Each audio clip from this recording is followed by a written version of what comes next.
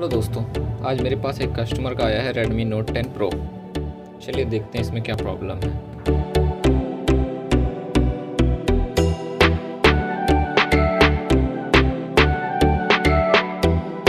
A few moments later, 2,000 years later, one eternity later.